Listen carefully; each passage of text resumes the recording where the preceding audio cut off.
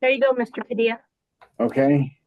I'd like to call to order the meeting for Wednesday, September the 17th, 2025. The time is 5:01.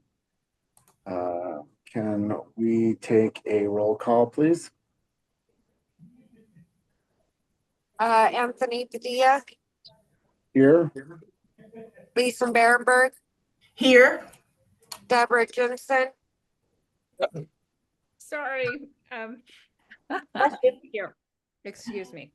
Elise Hodges here.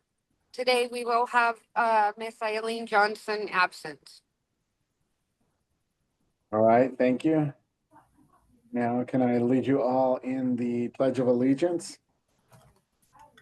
I pledge I allegiance pledge allegiance to the flag of the United States of America and to the republic for which it stands, one one nation, nation, under God, indivisible, with liberty and justice for all.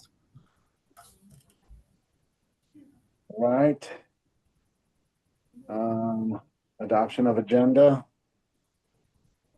Can I have someone make a motion to adopt the agenda as it is? This is Elise Hodges, and I will motion to adapt the agenda.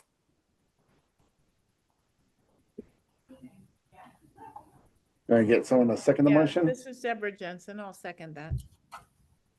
All right. Sounds good. Looks like we We need a roll call vote for that, Mr. Padilla. oh, okay. Can I get a roll call? Anthony Padilla, Aye. Deborah Jensen, Aye. Lisa Berenberg, aye. Elise Hodges, aye. Okay, now we seek public comment for stakeholder input for the 2026 attendance improvement plan. Doesn't look like there's anybody in the public.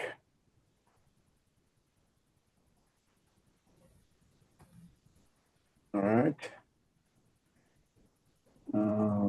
There's no action for that, so we'll move on to consent agenda. Approve this here. We have to approve the minutes for last month's meeting.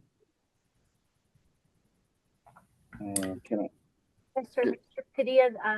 Normally, Ms. Johnson asked if anybody had anything they wanted to remove from the consent agenda, and Okay. if not, we can approve it as a backup. Okay. Does anybody have anything they want to remove or add, or just remove?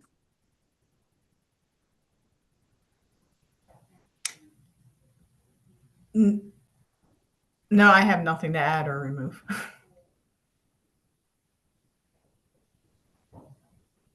Okay. Now do we? Now we do a.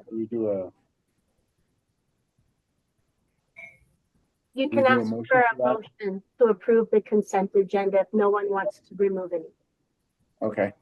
Can I get a motion to approve the consent agenda?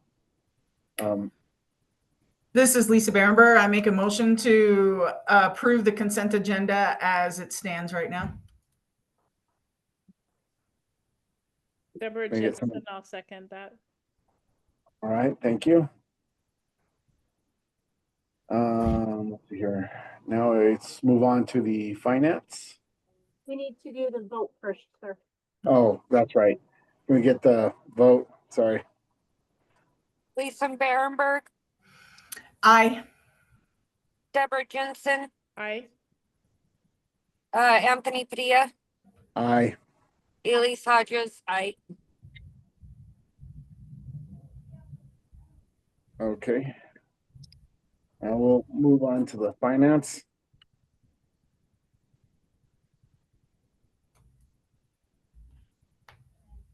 See here. What do we have? Ms. Jensen, would you like to give the finance committee report? Sure, we went over Eileen wasn't there today, so Lisa, Mora, Marie, and myself were there at the meeting and went over the last months. There were no bars, and everything looked pretty straightforward.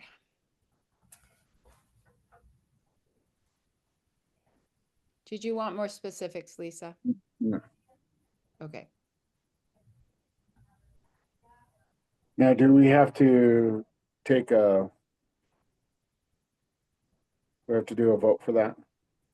No, that's just a report. And so if Okay. no one has any questions for Ms. Jensen or Ms. Boma or myself about the finances, we can move on to the business manager report.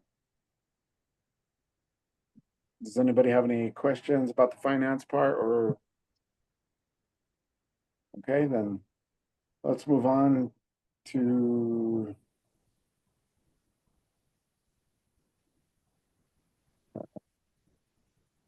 discussion and possible action on items removed from the consent agenda, which we didn't have any. So it looks like we move on to finance management. Finance committee report. Yes, sir. That's what Ms. Jensen did. So we're on Okay. 6. Business management report. All right, and we'll move on to the business management report. So, are you ready for me? Yeah, okay. So we did have our finance meeting, our committee report, and everything was good. We're in the middle of the school year's gotten off to a good start as far as I can tell. And we're in the middle of our audit season right now. So working through that as we go. And other than that, I don't really have anything else, but I do stand for any questions that anyone might have for me. All right, does anybody have any questions for Marie? None here.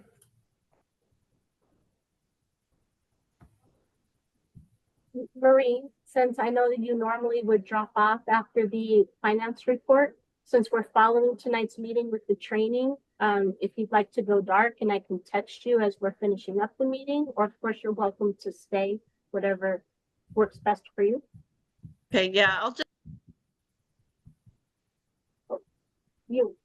Okay, I guess she's gonna go dark. I did turn off my, I did the whole thing, right? Yeah, so I'll just keep my computer on whenever you all are ready. Just let me know. Okay, thank you. All right. So let's move on to B. That was the financial to the business management report. Yeah, so we're ready for academic performance. Academic, okay. Hi, everyone. Dixon. Lisa, do you have the cohort chart I sent you? Yes, ma'am. Okay. Before I go over this, I do not have course progress data, and I'll give you a little explanation as to why. So as you know, we transitioned to edX classes within Edgenuity. It was their new platform. And so we're using edX for core classes, and we're continuing to use the they call heritage classes for the elective classes that they don't yet have edX for. For the past 7 years, as we've collected monthly course progress data, we've used the metric called actual grade. And as I was pulling data at the beginning of this semester, found a lot of anomalies with the data.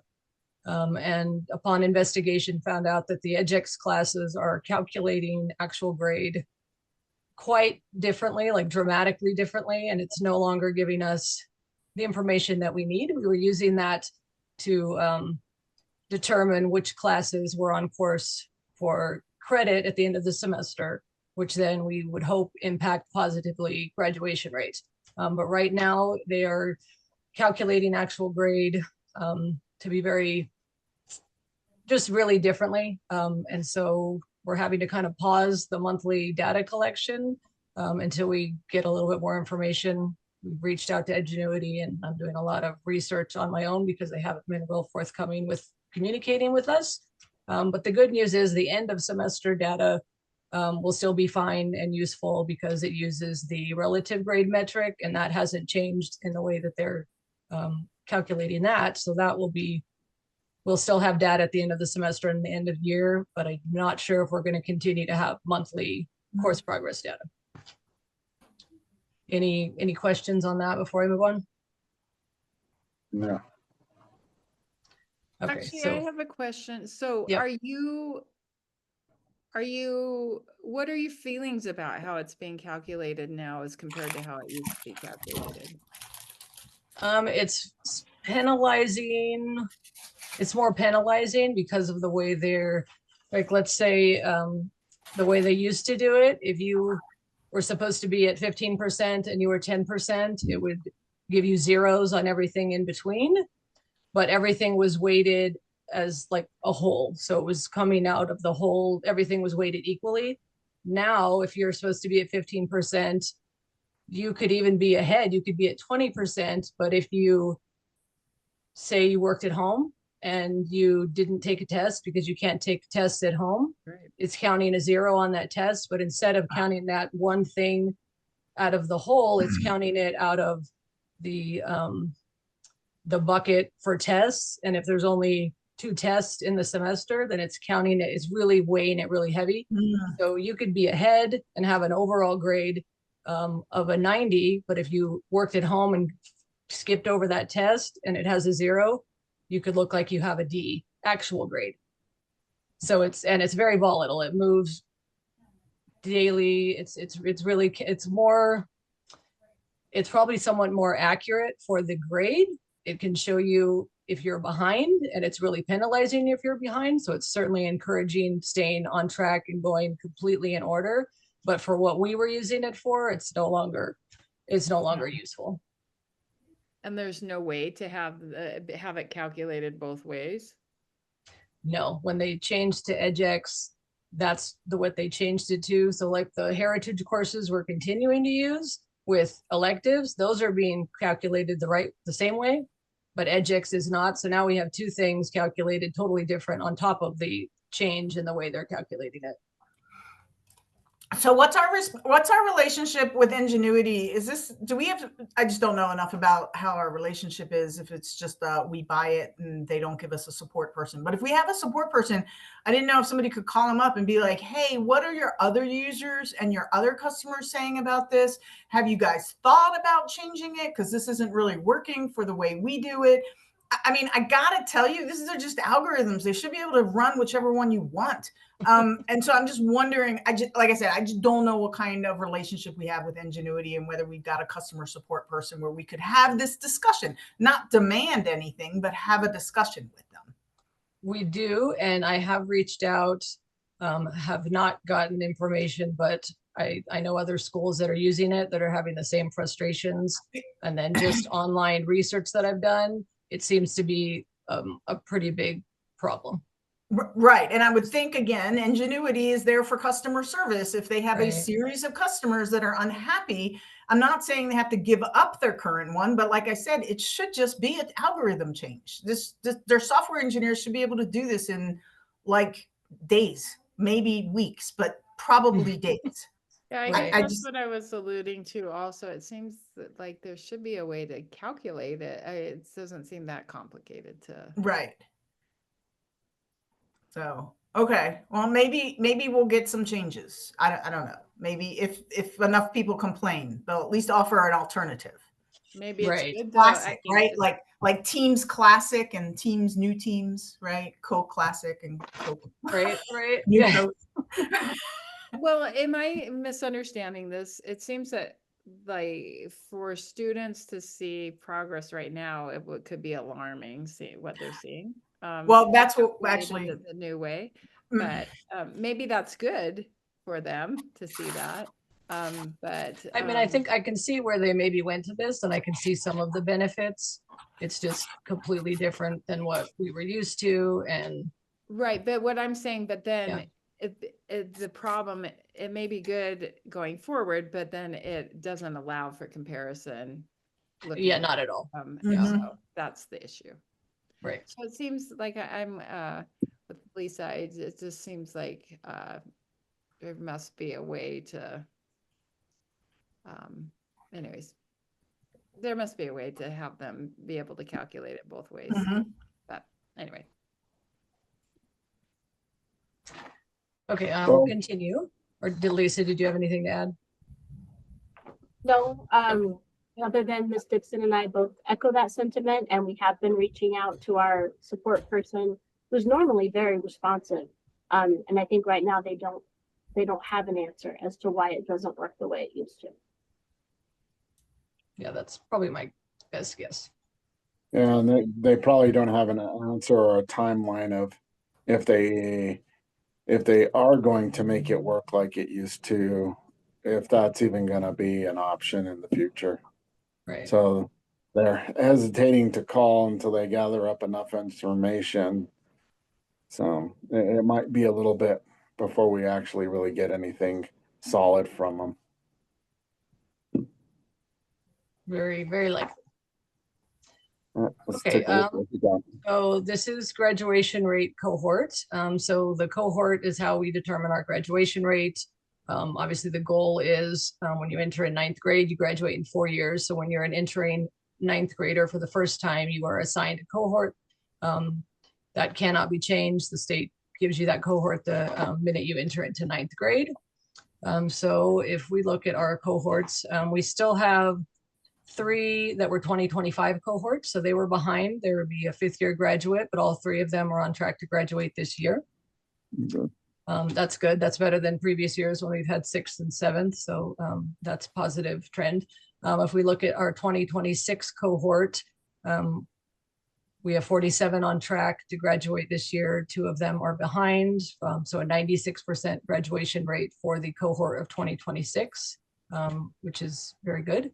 If we look at our 2027, 29 are on track and 6 are behind for an 83% cohort rate for 2027. 2028, we have 19 on track and 8 behind for a 70% graduation rate for that cohort. Some positive out of that one, there's 8 behind, which is a lot, but 4 of those 8 are only a half credit behind. So I see them being able to catch up pretty quickly. So that 70% is alarming, but I don't think it's permanent.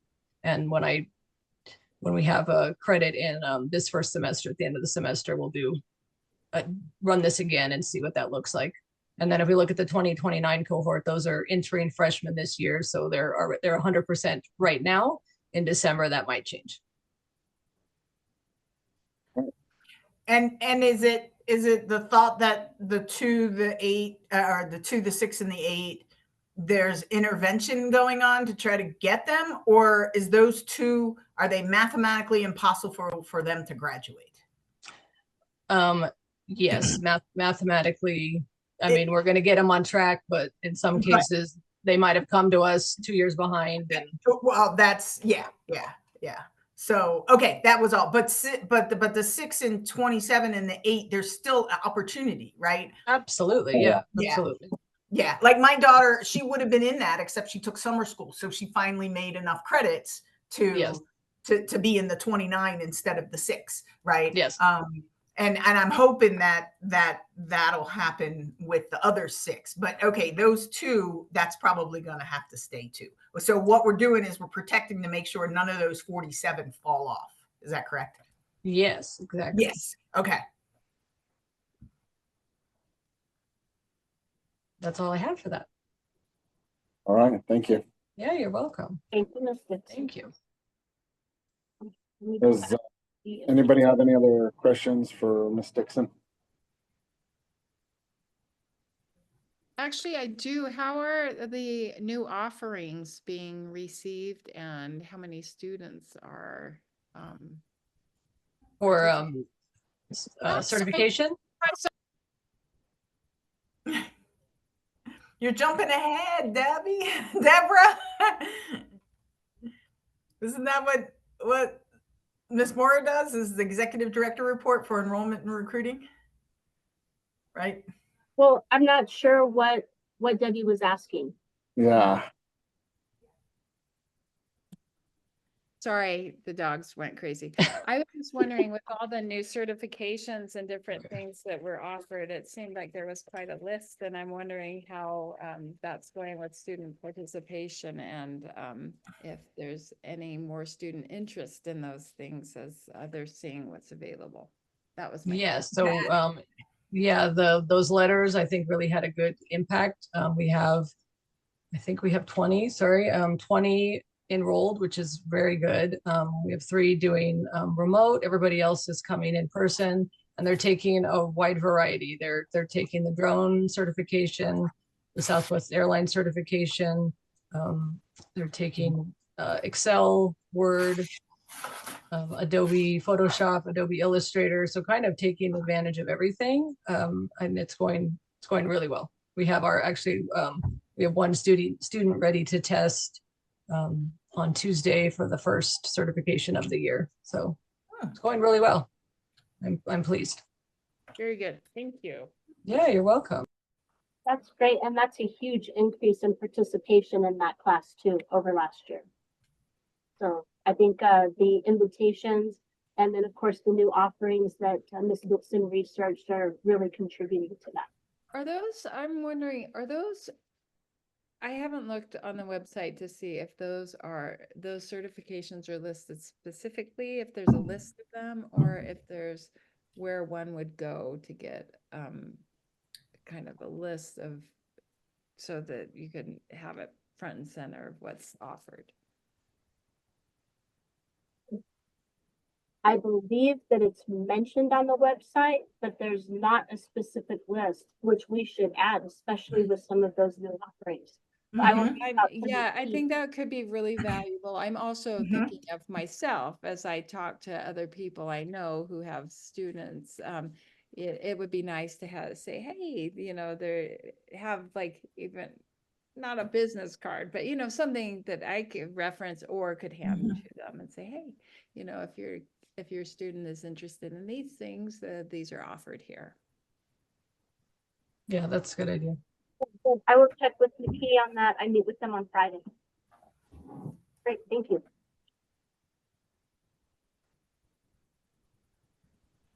I don't want to jump ahead. Was there anything else for Ms. Dixon? Okay. Mr. Padilla, then are you ready for my report? yes, please. Enrollment today is 143. Last month I reported 141. So we've had a lot of fluctuation. Actually, we've had a number of new students enroll, and we've also had a handful of students that disenrolled and decided that this wasn't the best fit for them. But we've been able to hold steady and even add a few students. Tours are still continuing. I know we've got a couple more tours scheduled next week. And in fact, we enrolled a new student yesterday. So there's still some movement happening. And hopefully that, while we always want to add new students, hopefully that settles down a bit as we get deeper into the semester to make sure students have plenty of time to be successful. For recruitment, we did hold the open house with Renaissance last Friday night, and it rained, and so we had to move everything inside instead of being outside. The rain put a damper on the car show portion, but everything else went really well. There was a strong turnout. Folks were outside with umbrellas visiting the food trucks, and we had a variety of vendors inside with options that included employment recruitment for high school students. We had CNN present, we had military recruiters present. There was a local martial arts facility. We had the City of Albuquerque Aquatics Department. I-9 Sports was here recruiting players at the younger kids level and referees from the high school students. It was a really nice connection for community building.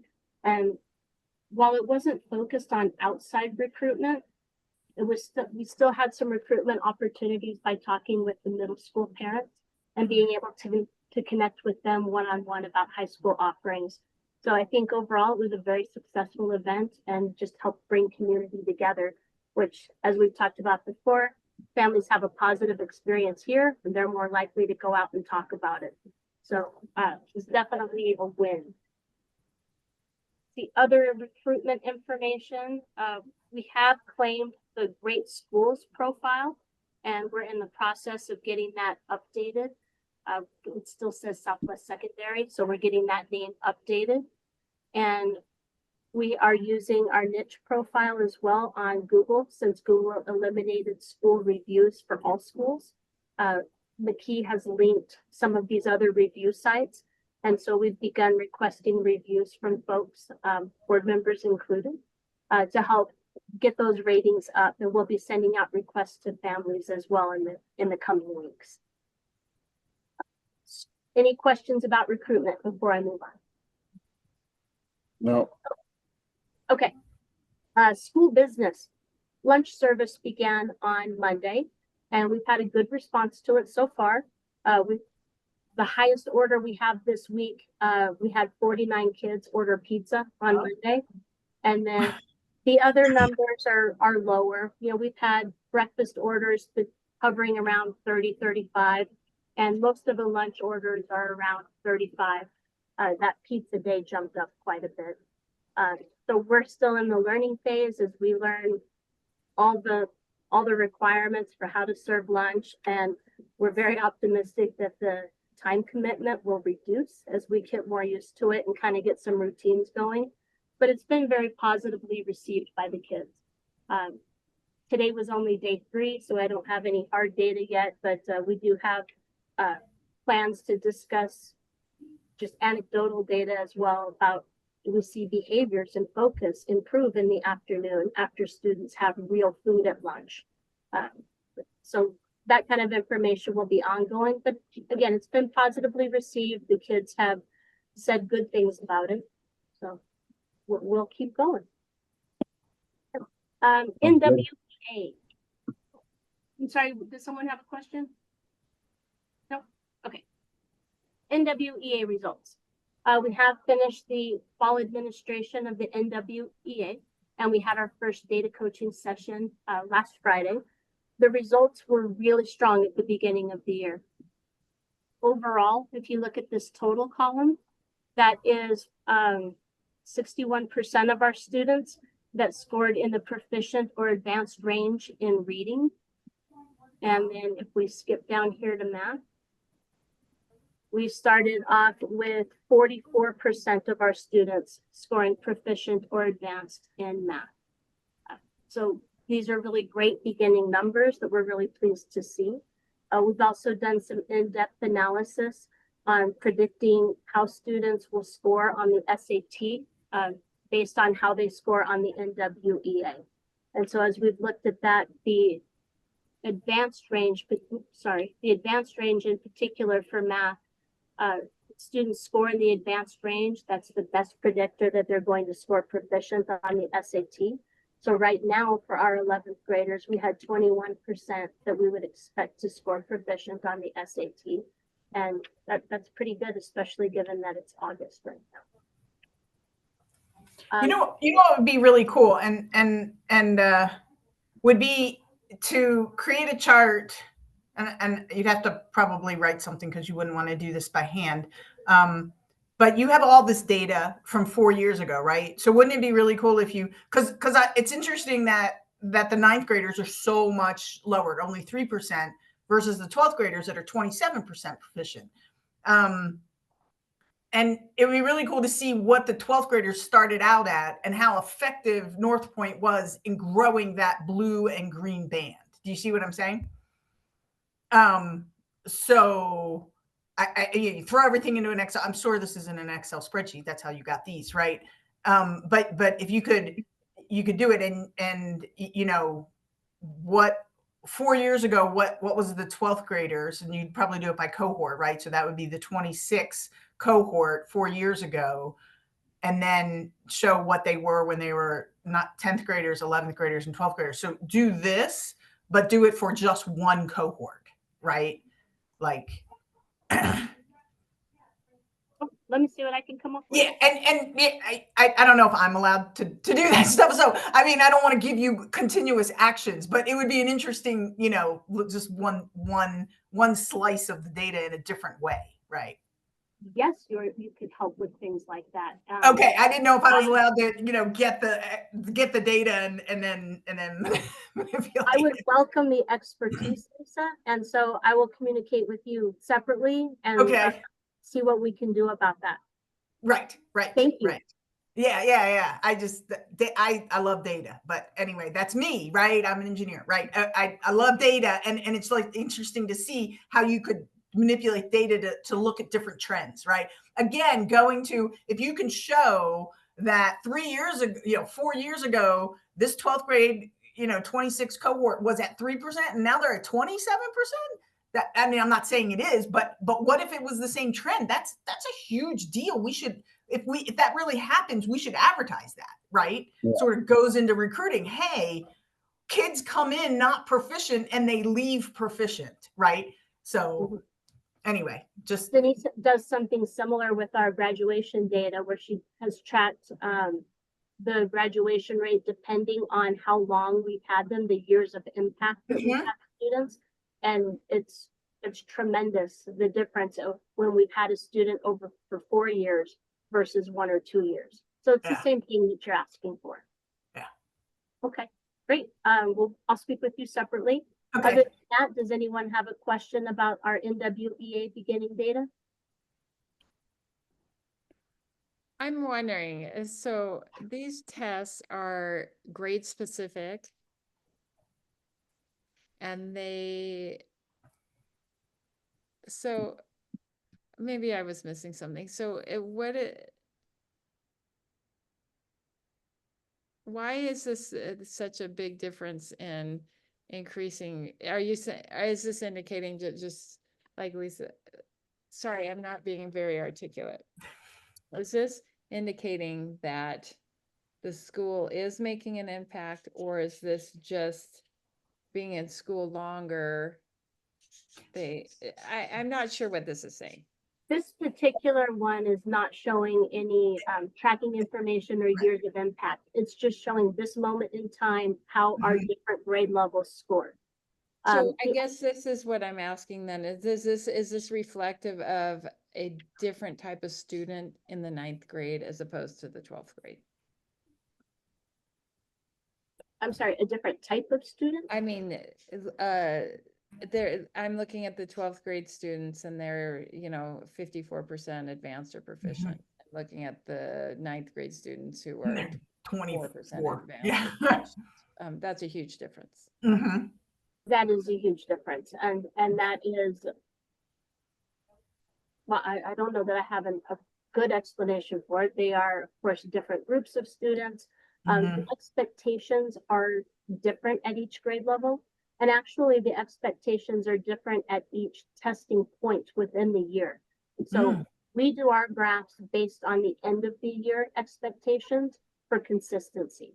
So it says a 9th grader should score at this number by the end of the year in order to be considered proficient.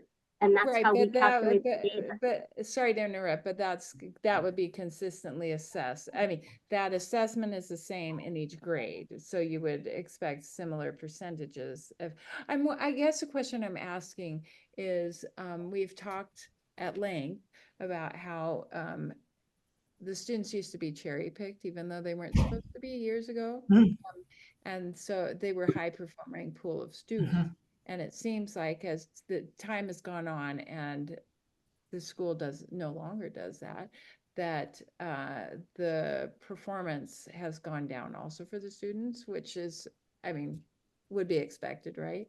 But I'm wondering if this is a continuation of a lower achieving mentality or a student that is coming in. I don't know how to ask that. If they're at a different academic level or desire to learn level. Does that make sense? The only way we could tell that is if we benchmarked it against APS average or state average or something like that. We don't have a benchmark with these. So we don't know what all 9th graders in APS or New Mexico or all New Mexico charter schools, pick a demographic, right? We don't have a benchmark. So we don't know if ours is good or bad, right? We can't put a value statement on this because we don't have a benchmark. That would be another interesting piece of data is if we had the benchmark, which I would think we could get, because everybody had to take NWE testing, right? No, oh, we just do it ourselves in the fall, but the spring is the mandatory one.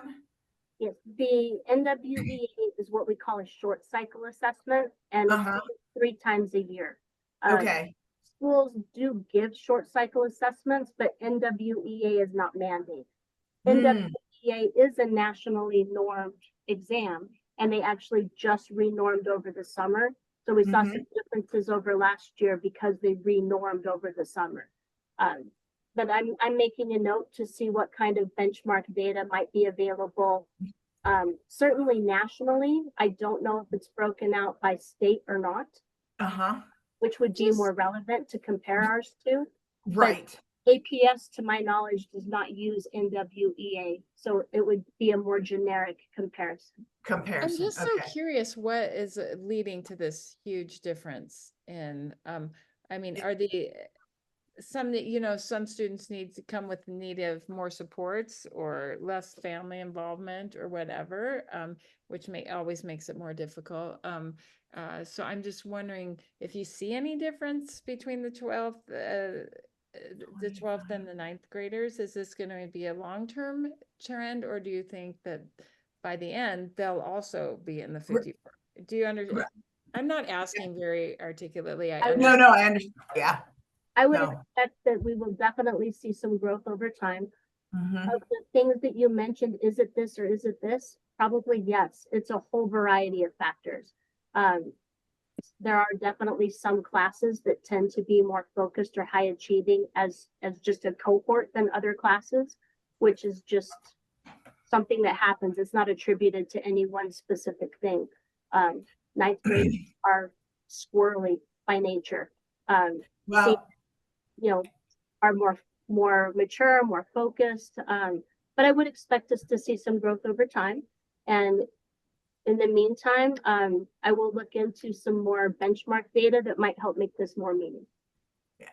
The other thing is, and this is going to be, for a long time, these were the 4th graders in COVID, and they have been talking a lot about what is the long term at each stage that the kids experience COVID. So these were 4th graders in COVID, first year of COVID, 2020.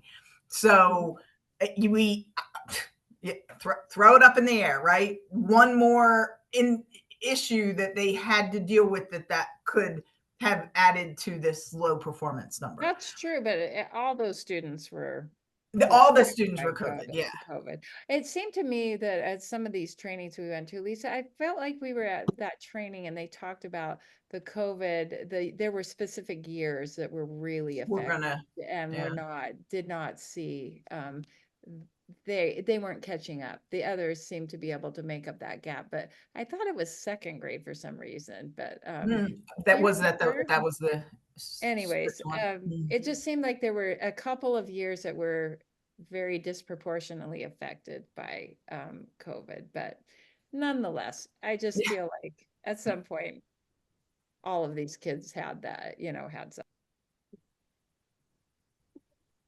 I will look into those benchmarks and see what I can find and report back on that. And that's actually all I had for my report tonight, unless there's anything else you would like to discuss.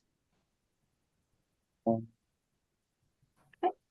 Nope, I think we're good. Here's the agenda back, Mr. Padilla. Let's see here. That's the school business. So governance preliminary annual report, Yes. 24 to 25. And I did send the preliminary report out in your packets. The final report is not yet available. But that's not it. This is the preliminary report. This comes from the Charter Schools Division. And it reports back on our mission, our academic program, and then how we're meeting a bunch of different compliance factors. So this part just lists out our educational program. Those are demographics.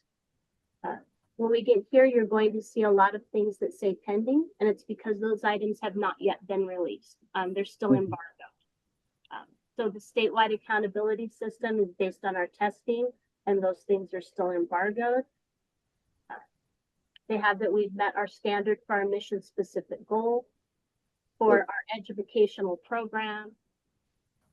We've exceeded the standard on a conducive learning culture for our recurrent enrollment, which means students that are eligible to re-enroll do re-enroll. I'm going to skip down here to, this is informational. Let me skip down to the actual report and make it not micro size.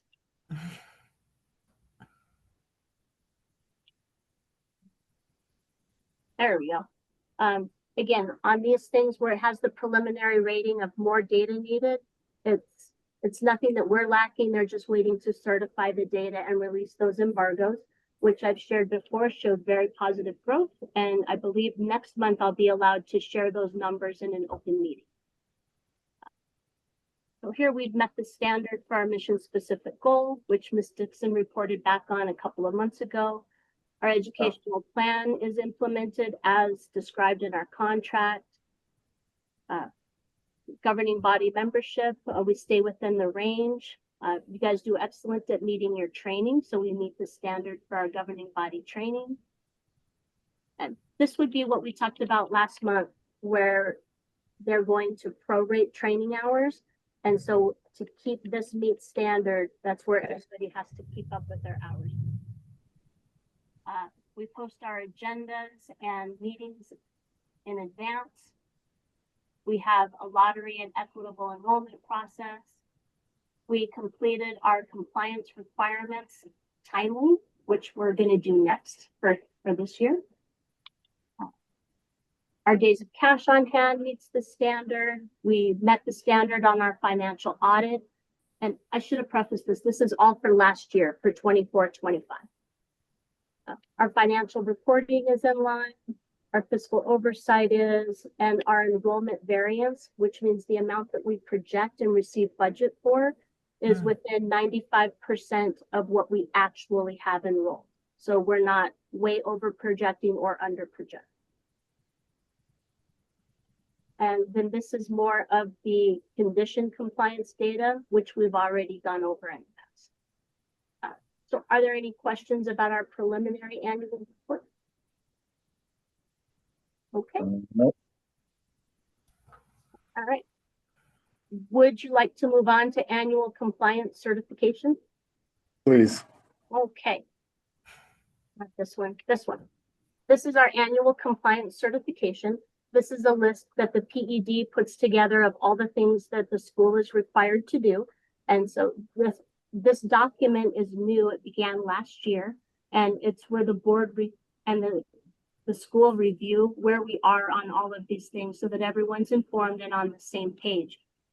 This was also included in your packet. Here, the CSD has not rated this for us yet. So this explanation is my ratings. And I'm just letting you know that, yes, our mission statement is implemented.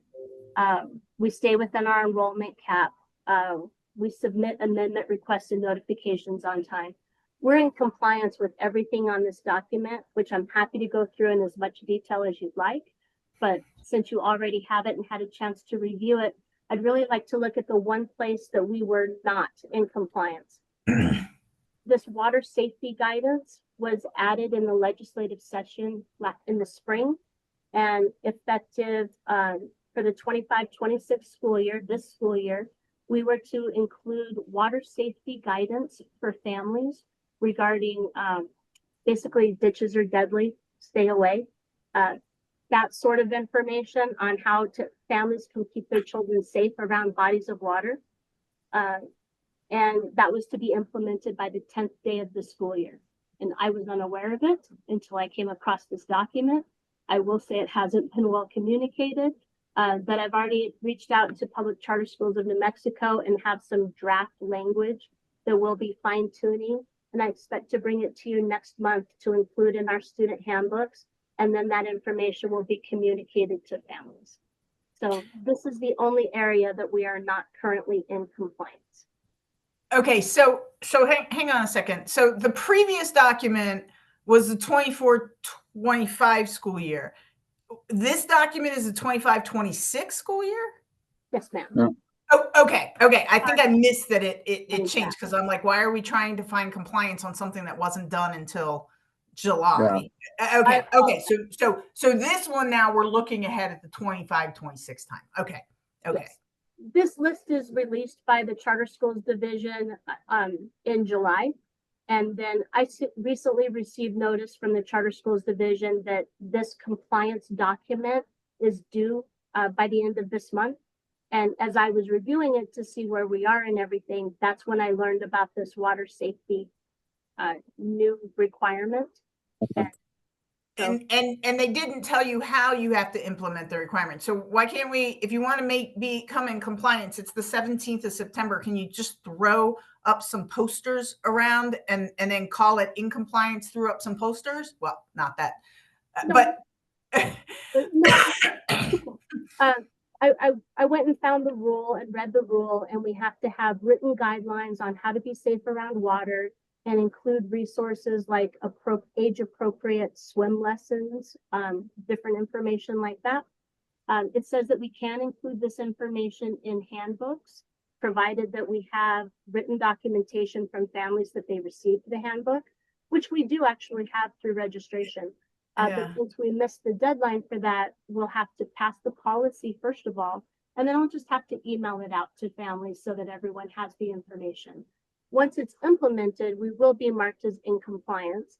I don't know if we'll be receive a demerit, a negative mark because we missed the deadline for it, but we have an action plan and we're addressing it now. And I'm trying to withhold all of my comments about the need. Okay, I was glad that you, because I'm like, we have one of the worst school systems in the United States, and they're worried about people going in ditches and not knowing how to swim. Anyway, okay, all right. In a desert, check. But as I went through, we are fully, and to the best of my knowledge, we are fully in compliance with every other item on this list.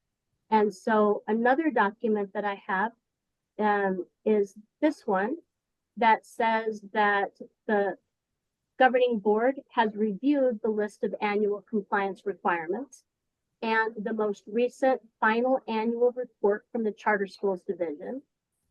And then it says that we've assessed our compliance with this and we're in compliance except as was stated below, which is where I wrote in that we are not in compliance with the water safety because I was unaware of the change, but policy language is in development and will be implemented by the end of next month.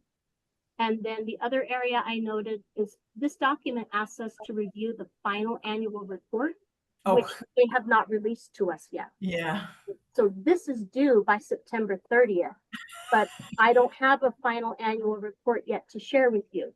So I noted here that that's not available. So we reviewed the preliminary annual report. And then this particular document only has to be signed by the governing board chair and myself.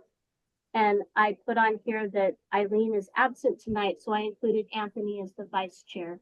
And so Anthony and I will sign this and I'll get it submitted to the Charter Schools Division. So any questions about our compliance certification? Nope. Okay. Then Anthony, I'll get this sent out to you in the next day or two. Okay, sounds good. Right. Oh, that's not the right item. There you go. And that takes us here to Governing Council Development.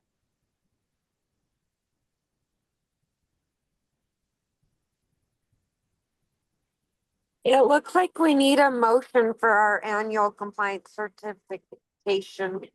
Or am I too far ahead?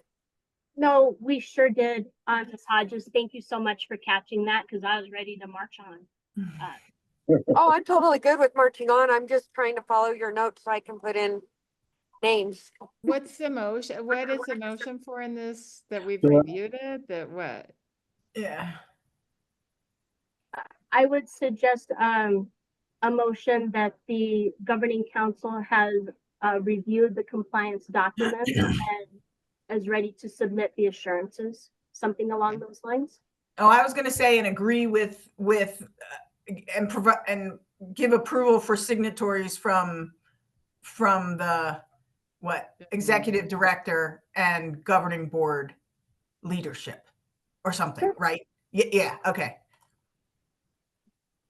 Okay. I'll make a motion that the board approve the annual compliance certification as presented and recommend signature by the executive director and the governing council leadership. Good. This is Deborah Jensen. I'll second that. Anthony Padilla, Aye. Deborah Jensen, Aye. Lisa Berenberg, Aye. Elise Hodges, aye.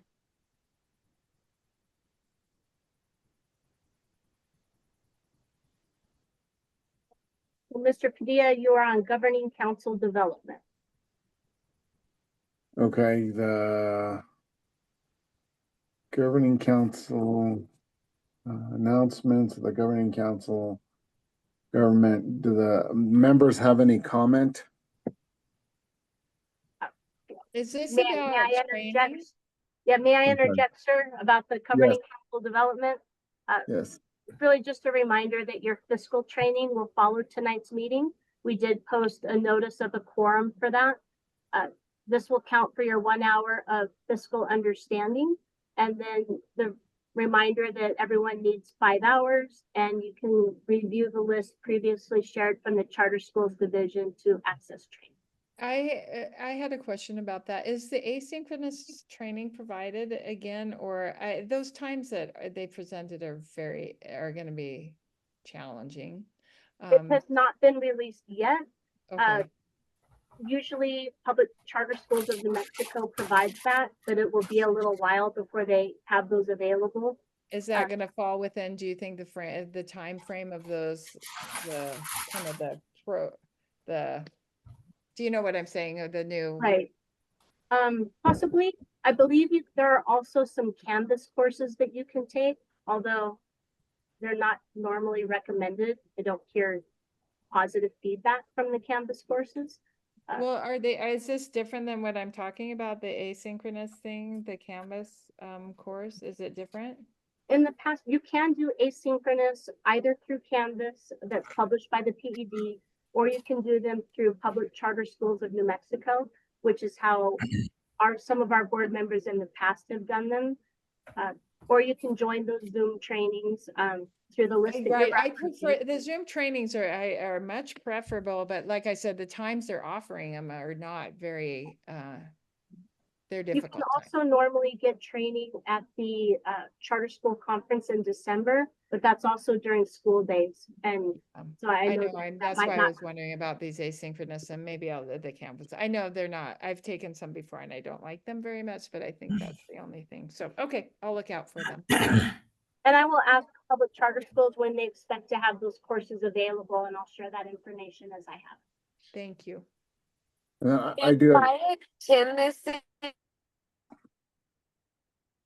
I have to stay on video?